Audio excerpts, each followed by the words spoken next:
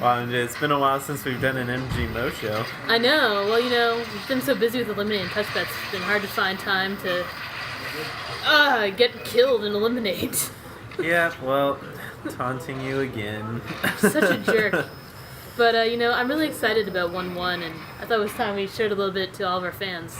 Yeah, maybe we should go talk to Chris and he can give you some tips on what to do in this new update. Well, I certainly need the help.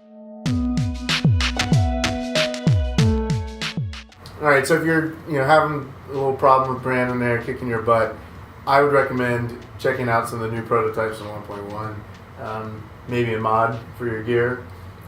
Either one of these routes will let you take your character you have right now and sort of pump it up a little bit to the next level. You can also just try out the skills and abilities of a class that you haven't purchased yet. Maybe you haven't tried the X-Aquatic guy and you want to see how it is move really faster in the water. You could get the mod that lets you move faster in water and just apply that to your armor, or you could get a prototype version of the X-Aquatic armor as well. That would come pre-upgraded with pretty much everything, and then the swim ability will be really far upgraded. So between the mods and the prototype armors, you should be able to hold your own, I think, against someone like Brandon. So our Eliminate update has a lot of stuff besides the prototypes and the mods.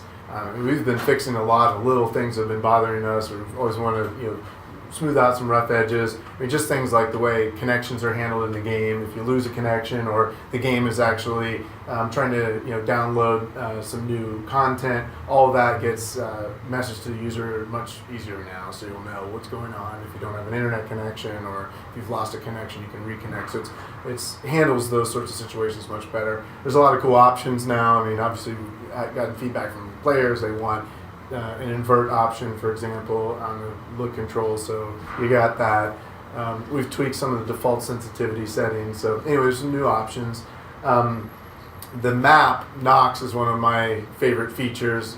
Obviously having more maps is cool. We're constantly building maps, but the first new one is Knox, and it's inspired by our two favorite maps, but the cool thing was we asked the players what their favorite maps were, and they told us Bedlam and On Rail, which are two maps we really like too. So Knox is inspired a lot by those two in terms of the flow. It has a flow that's reminiscent of Bedlam, but it's got space and size and scale that's more along the lines of On Rail, at least in one of the particular rooms.